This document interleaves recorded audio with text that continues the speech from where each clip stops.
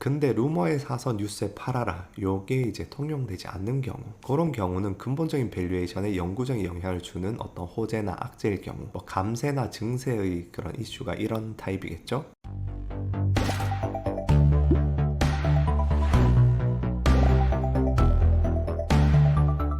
네, 안녕하세요. 월가제입니다. 원래 주말에 캠핑이나 가려고 했는데 알고 보니까 아는 동생이 뉴욕 놀러와서 점심 약속을 잡아놨더라고요. 그래서 캠핑은 못 가고 못 간 김에 일요일이지만 영상을 하나 찍어보기로 했습니다. 그래서 오늘은 좀 짧지만 굉장히 중요한 영상이라고 생각을 하는데요. 바이든의 증세와 연준의 테이퍼링의 영향에 대해서, 이게 뭐 둘 다 악재죠. 그래서 당연히 많은 분들이 이 악재에 대해서 인지를 하고 계시고, 뭐 방송이나 그런 데서도 이런 악재에 대해서 이야기를 하지만, 실제로 이 악재가 주식시장의 밸류에이션에 뭐 몇 퍼센트 영향을 미칠 것이다, 그런 식으로 계산을 해보는 분이나 아니면 이런 수치들을 이야기하는 그런 방송은 없기 때문에, 그런 부분에 대해서 어떻게 그런 영향들을 구체적으로 계량적으로 어떤 수학적인 틀 안에서 생각할 수 있을지, 그런 거에 대해서 한번 다뤄보겠습니다. 물론 이게 어느 정도 생각하는 방향이랑 그런 수학적인 틀을 잡아줄 뿐이지, 요게 뭐 적정 가치를 100% 완벽하게 추정하진 못하겠죠.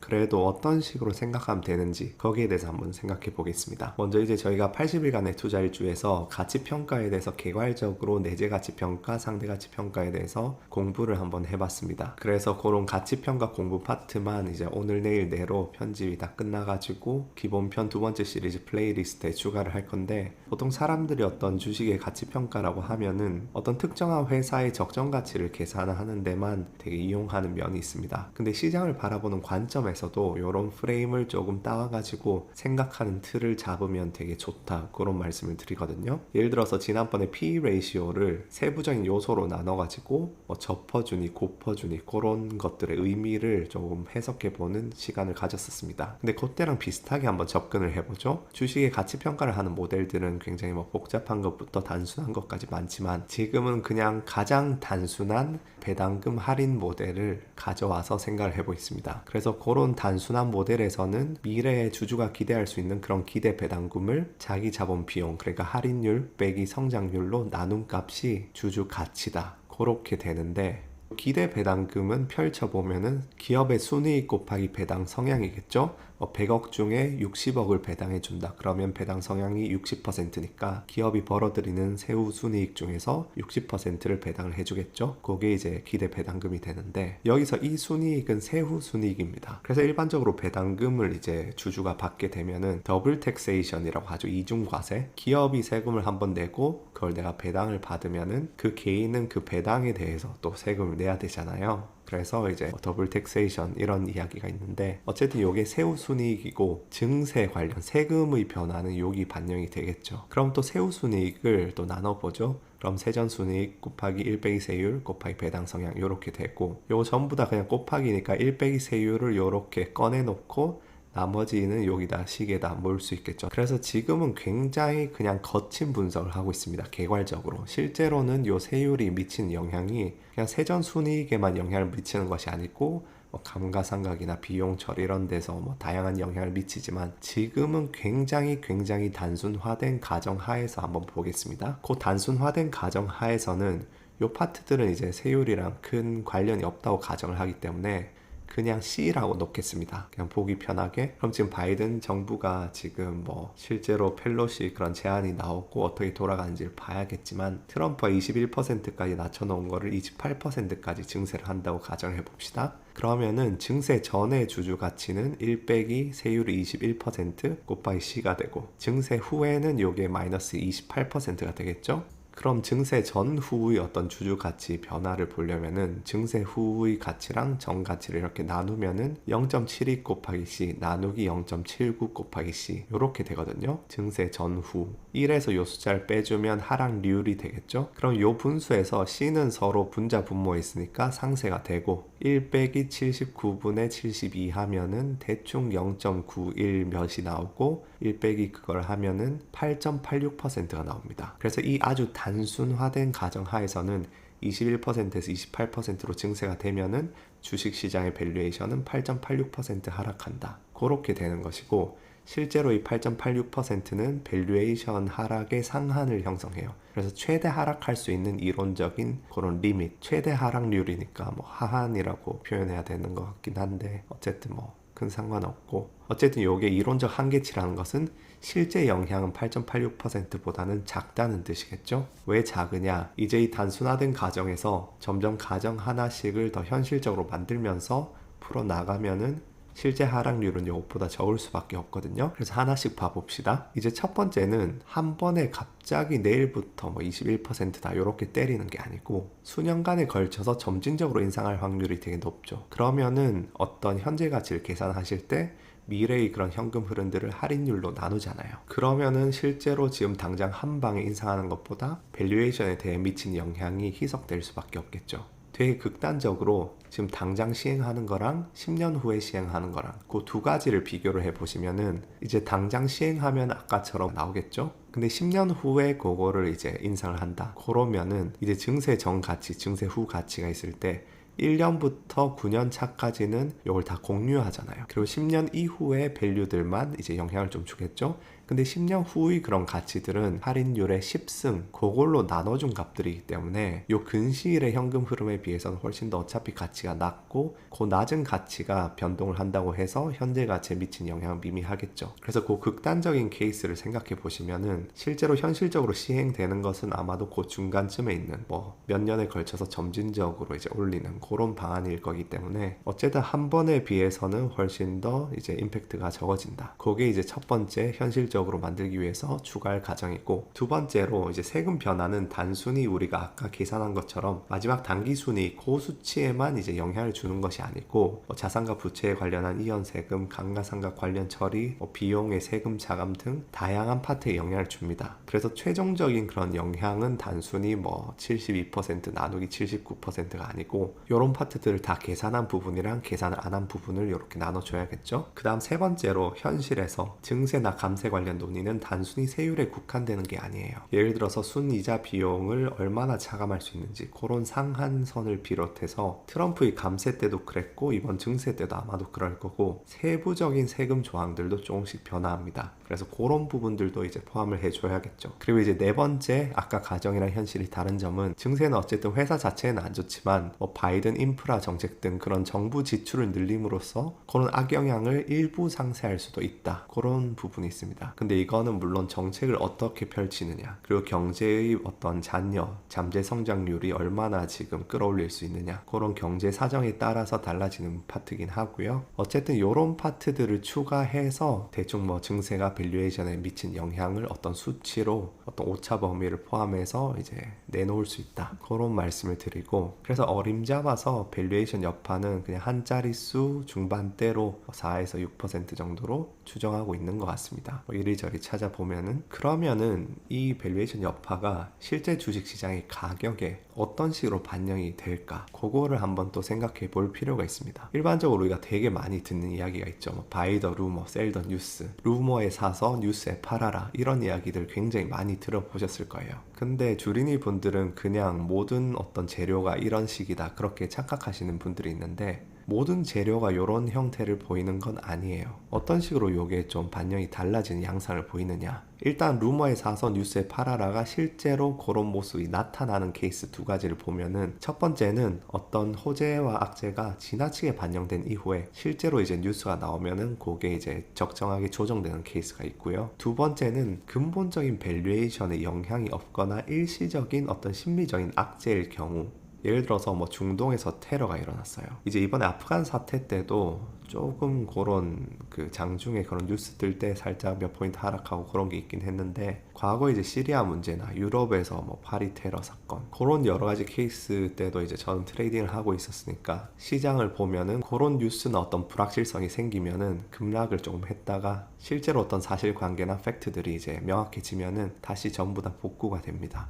그런 것들은 예를 들어서 중동에서 일어나는 일이 미국 주식시장의 밸류에이션에 사실은 직접적인 영향은 없죠. 그래서 근본적인 밸류에이션에 영향이 없거나 일시적인 심리적인 악재일 때는 뭐 루머가 돌고 뭐 불확실성이 만약에 처음에 터지면은 그 방향에 따라서 뭐 내리든 오르든 했다가 다시 회귀하는 그런 모습을 보이게 됩니다. 근데 루머에 사서 뉴스에 팔아라, 요게 이제 통용되지 않는 경우, 그런 경우는 근본적인 밸류에이션에 영구적인 영향을 주는 어떤 호재나 악재일 경우, 뭐 감세나 증세의 그런 이슈가 이런 타입이겠죠. 그래서 뭐 펠로시가 뭐 몇 주 내로 이제 증세안을 발표할 것이다, 이런 루머가 돈다고 해서 주식이 막 떨어져요. 근데 실제로 증세안이 발표되는데 바이 더 루머 셀 더 뉴스니까 발표하자마자 왕창 매수 들어가야겠다, 그러니까 셀 더 루머 바이 더 뉴스겠죠. 지금 이 케이스에는 그런 식으로 매매하시면 안 된다는 거죠. 왜냐하면 증세 같은 경우에는 21%에서 28%로 예를 들어서 올린다고 가정해 봅시다. 그럼 요거는 사실은 주식시장에 다시 다음번에 뭐 감세가 되지 않는 이상 근본적인 추후의 현금 흐름을 다 바꾸는 것이기 때문에 그냥 뉴스가 떴다고 해서 되돌려지는 게 아니고 그렇게 그냥 확정돼서 반영이 되게 된다. 그래서 그 부분을 아셔야 되고, 그럼 요게 어떤 식으로 반영이 되느냐, 요건 이제 실제 가격에 대한 반영이라기보다는 적정 가치에 대한 반영을 이야기하는 건데, 반영 과정에서 어떤 뭐 루머나 그런 이야기가 돌고 실제로 팩트, 뭐 의회에서 법안 통과되고 아니면 대통령이 사인하고 그 확실해지는 날까지 점점 확실해지는 확률에 따라서 제 가치에 반영이 되게 됩니다. 예를 들어서 지금 9월달에 뭐 증세안이 발표되고 10월 1일 기준으로는 요 증세안이 통과될 확률이 뭐 대충 80%라고 가정해 봅시다. 그리고 밸류에이션 여파를 뭐 마이너스 5%로 추정을 해요. 그러면은 마이너스 5% 중에 80을 곱하면은 마이너스 4%만 지금 가치에 반영이 된다는 거죠. 근데 이제 11월 1일에 완전히 통과가 되고 발표가 되고 확정이 돼요. 확률이 이제 100%가 되는 거죠. 그럼 적정 가치에는 마이너스 5%가 전부 반영이 되겠죠. 근데 물론 적정 가치에 그렇게 반영된다는 것이지 실제 가격은 그 가치에서 정확하게 이렇게 확률에 따라 움직이진 않고 다른 변수나 아니면 무작위성에 의해서 가격은 들쭉날쭉하게 거의 중심으로 움직이겠죠. 지난번에도 말씀드렸지만 효율적 시장이라는 것은 시장이 매 순간 적정 가치에 수렴하는 것을 요구하지 않습니다. 그 개념은 효율적 시장에서는 초과 수익이나 초과 손실이 없다, 그렇게 생각하시는 것은 잘못된 이해를 바탕으로 생각하시는 것이고, 효율적 시장에서도 적정 가치를 기준으로 주식이 고평가됐다 저평가됐다가 움직이는데 그 들쭉날쭉하는 그런 정도가 완전히 무작위 랜덤 넘버면은 이제 효율적 시장인 것이고, 그게 아니고 뭔가 지속성이 있든지 패턴이 있으면은 효율적 시장이 아닌 것이고, 그런 식으로 생각을 하셔야 되기 때문에 뭐 어쨌든 현실적으로 시장은 효율적이지 않지만 첨언을 좀 해봤고, 그래서 이렇게 확률이 어떤 불확실성에서 발표 날의 100% 확실성까지 점진적으로 그렇게 반영이 되는 어떤 실질적인 그리고 실질적인 트레이딩 전략, 그게 뭐냐면 바로 머저 아비트라지라고 기업 인수 합병 관련해서 이런 거를 전문으로 매매하는 헤지펀드들이 있습니다. 보통 이벤트 드리븐 펀드에서 이런 것들을 하는데, 이 머저 아비트라지 전략이 바로 이런 것들을 이용한 어떤 매매 전략이에요. 실제로 어떤 두 기업이 인수합병을 발표를 하면은 발표 날부터 진짜로 실제로 이게 확정돼서 클로징 될 때까지 여러 가지 뭐 협상도 해야 되고 결렬될 확률도 있고, 또 뭐 독과점 법안 관련해서 정부 규제를 받기 때문에 정부한테도 허가를 받아야 되는 문제가 있고 거기서 또 꼬꾸라질 수도 있고, 그런 불확실성이 있기 때문에 실제로 이제 인수하는 측과 피인수되는 측의 그런 가격이 실제 요 인수합병이 됐을 때, 확정되었을 때의 그 적정 가치에 완전히 수렴을 하지 않습니다. 그래서 그런 헤지펀드들은 요 인수합병이 완전히 클로징 될 그런 확률에 대해서 리서치를 해가지고 그 본인들이 계산한 확률과 시장에서 반영하고 있는 그 가격에 대한 그런 내재 확률, 그걸 비교해서 그 가격들이 뭐 저평가다 고평가다 하면은 한쪽을 사고 한쪽을 팔든지 그런 식으로 스프레드 매매를 해가지고 실제로 이제 그게 딜이 통과되거나 결과가 나오면은 그게 본인들이 생각했던 시나리오로 수렴을 하면서 이제 수익을 얻는, 그게 이제 머저 아비트라지 전략이거든요. 그래서 그런 틀에서 어떤 밸류에이션에 영향을 주는 호재나 악재를 생각할 필요가 있다. 그래서 그냥 뭐 바이 더 루머 셀 더 뉴스다 이렇게 생각을 하시고 투자나 매매를 하시면 안 되고, 어떤 뉴스나 재료가 뜨면은 어떤 분류에 속하는 뉴스나 재료인지 근본적인 밸류에이션에 영향을 주는 건지 그거를 좀 깊이 생각하실 필요가 있다. 그런 말씀을 드리고요. 그럼 이제 이러한 큰 이슈들이 어떤 주식시장의 가격에 반영되는 형태를 조금 생각을 해보시면은, 그러니까 근본적인 밸류에이션 변화라고 가정을 할 때 이게 시장에 어떻게 반영되는지 대충 두 가지 부류로 또 나눌 수 있습니다. 첫 번째는 일회성 밸류에이션 리셋. 그러니까 증세 같은 케이스는 21%에서 28%로 증세를 하면은 그 증세분만큼 주식시장의 밸류에이션이 딱 내려가죠. 근데 이게 막 지속적으로 뭐 내려가든지 그런 이슈가 아니고 한번 그 밸류에이션이 딱 변화해서 거기서부터 또 우상향하든지 뭐 그런 일이 일어나는 것이고, 기울기 자체가 변화하는 케이스도 있습니다. 그래서 뭐 그래프가 뭐 일직선 그래프가 있으면은 1번은 이 그래프 전체가 아래 위로 움직인다, 2번은 이 그래프의 뭐 기울기가 변화한다, 그렇게 생각하셔도 되는데, 기울기 변화는 어떤 성장 둔화라든지 테이퍼링을 뭐 매달 80빌리언씩 하다가 그 절반에 40빌리언씩 하겠다, 그러면 이제 뭐 요런 기울기로 가다가 기울기가 뭐 둔화될 수도 있겠죠. 뭐 성장 둔화도 뭐 반영될 수도 있고, 그걸 이제 허접한 그림판에 그려보겠습니다. 지금 이게 S&P 주식시장이죠. 지금 뭐 1년 넘게 이 기울기로 오르고 있습니다. 근데 만약에 뭐 테이퍼링이나 성장 둔화 이슈가 없다, 근데 증세를 28%로 발표를 한다, 그럼 어떻게 되느냐? 밸류에이션 리셋이 일어나겠죠. 뭐 5%라 치면은 대충 지금 뭐 4,500에서 이 레벨 정도가 될 텐데, 적정 가치가 이 기울기로 가다가 증세 루머 돌고 뭐 증세 발표가 딱 되면은 내려갔다가 또 여기서 뭐 비슷한 기울기로 올라가기 시작하겠죠. 실제 가격은 뭐 이렇게 뭐 대충 뭐 이렇게 노이즈가 있게 가든지 그렇게 되는 거고, 성장률 둔화나 기업 실적의 둔화 아니면 뭐 테이퍼링을 한다, 그런 이슈들은 이제 이 기울기에서 기울기가 완만해지든지 기울기가 뭐 꺾이든지 그렇게 기울기 변화가 나타나게 되겠죠. 이런 관점에서 또 생각을 해보시면은, 테이퍼링은 지금 매입한 국채들은 내다 팔겠다, 그렇게 긴축적으로 시중의 유동성을 흡수하는 것이 아니고 지금 80빌리언씩 풀어주고 있는데 그거를 좀 덜 풀겠다, 그런 이슈이기 때문에 테이퍼링 요 기울기에서 뭐 요 기울기를 좀 완만하게 만드는 이슈고, 금리 인상 같은 경우에는 뭐 요것도 이제 추후에 금리 인상 스케줄이 어떻게 변화하느냐 그거에 따라서 달라지는데, 앞으로 뭐 금리 인상을 점진적으로 할 것이다, 혹은 테이퍼링을 넘어서서 이제 매입했던 국채를 갖다 팔겠다, 그러니까 시중의 현금을 이제 연준이 다시 흡수하고 연준의 밸런스 쉿을 낮추겠다, 그렇게 되면은 이제 음의 방향으로 기울기가 음수로 바뀌게 되겠죠, 한동안은. 그래서 오늘 이런 밸류에이션 이야기들은 사실은 뭐 장기 투자자나 지수 추종하시는 분들, 그런 분들을 주로 위한 영상이긴 하지만 트레이더들도 이런 것들을 염두에 두고 계속 부단히 시장에 대해서 생각해야 되는 이유가 여기에 있습니다. 뭐 차트 매매하는 트레이더, 이렇게 추세선으로 매매하는 트레이더가 있다고 가정을 해봅시다. 그래서 이렇게 채널 하방마다 뭐 매수를 하고 채널 상방에서 팔고 이런 전략을 하고 있다고 생각을 해봅시다. 근데 이런 사람이 그냥 나는 차트만 보고 매매한다, 그러면 될까요? 아니겠죠. 이런 밸류에이션 리셋이나 아니면 요 기울기 변화가 되는 뭐 증세나 테이퍼링이나 금리 인상, 이런 이슈에 대해서 인지를 하고 그것과 함께 차트를 생각을 해야지 차트의 완전한 그림과 방향이 보이지, 그렇지 않고서 기계적으로 어떤 기술적 지표라든지 뭐 지지 저항만 보고 하는 매매는 이미 알고리즘 트레이딩, 하이 프리퀀시 트레이딩 그런 부분에서 이런 기계적인 매매들은 다 백테스팅이 되고 있기 때문에 점점 수익성이 악화될 것이다. 그렇기 때문에 이런